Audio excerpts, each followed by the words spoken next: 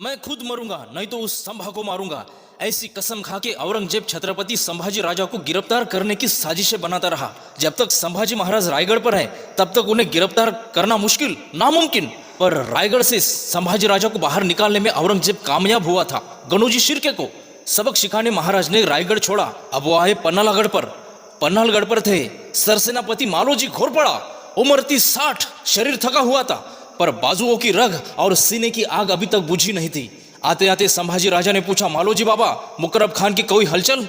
और गर्ज उठा मालोजी गावरान मराठी बोली भाषा में, राज त्यो काय होतोय, आम्ही है नव रेटतो किती आला? और संभाजी राजा बोले, मालोजी आपके कंधे पर ही तो सुरक्षित है स्वराज। पर उसी समय गुप्तहेर भागते भागते आया, राज राज रायगढ़ पर इतिहार खान आक्रमण करने वाला है। और महाराज के कलेजे का पानी पानी हुआ। रायगढ़, अरे रायगढ़ यानी स्वराज की राजधानी, महारानी वहां है, बादशाहू राजे वही है, स्वराज्य सिंहासन वही है। और संभाजी राजे निकले रायगढ़ की ओर। मालोजी को बताया, जरूरत लगी तो बुलाएंगे तुम्हें। शंभू राजे सिर्फ 100 भालाधारियों के साथ निकले रायगढ़ की ओर।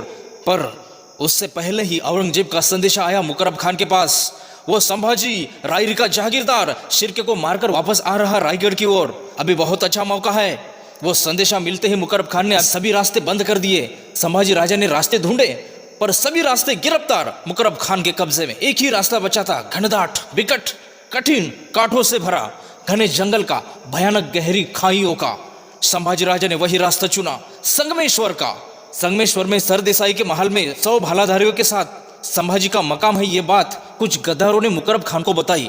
यही अच्छा मौका है, निकलो सभी। और मुकरब खान 5000 की फौज लेके निकला पन्नालगढ़ के बाजू से संगमेश्वर की तरफ। पन्नालगढ़ रात के अंधेरे में छिपा हुआ था। किसी एक ने वो 5000 सैनिक जाते हुए देखे और चिल्लाया जोर से, मालोजी बाबा, अंधेरे में एक बड़ी फौज जा रही। और मालोजी के कलेजे का पानी पानी हुआ। किस तरफ? संगमेश्वर की तरफ। अरे राजा है तिकड़, अपने शंभू राजे संगमेश्वर में है। किस गद्दार ने बताया उनको? चलो निकलो, निकलो सभी, अपने राजा की जान बचानी है, राजा की जान खतरे में है। और देखते ही देखते सिर्फ 500 मराठे तैयार हुए मुकरब खान के 5000 सैनिकों के पीछे। मालोजी बाबा 500 मराठों के साथ दौड़ रहा अपने राजा के रक्षण के लिए। आया संगमेश्वर में संभाजी राजा के सामने, राज राज निघालो कर, राज रायगढ़ जवळ करा राज।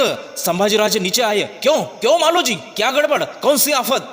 राज, आफत लय मोटी राज, गनीमानी घाव यरबाळ राज, आप जाओ यहां से, अपनी जान बचा लो राजे। नहीं मालोजी, आपके थके हुए कंधे पर स्वराज्य छोड़ के भागने के लिए राजे नहीं हुए हम। यही लड़ूंगा, मरूंगा यही, पर भाग के नहीं जाऊंगा। नहीं राज, लाख मरे तो भी चलेगा, पर लाखों का मसीहा बचना चाहिए। राजे निकलो।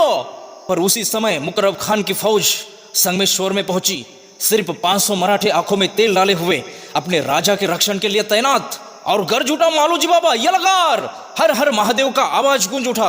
तलवारियों की खनक उठी, पेड़ पत्तियों पर के पंछी फड़फड़ करके उड़ने लगे। अंधेरा भयभीत हुआ, रात थर थर कांपने लगी। आक्रोश चीखों से पूरा वातावरण गूंज उठा। शौर्य की लहर लहर, एक एक मराठा लड़ता रहा, मुगलों को काटता रहा। और मेरे छत्रपति शिवाजी महाराज कहते थे, मेरा एक मराठा 100 सैनिकों से भी बढ़कर है। यहाँ तो एक मराठा 500 सैनिकों को काट रहा था सपासप, शंभू राजा के लिए, अपने स्वराज के लिए।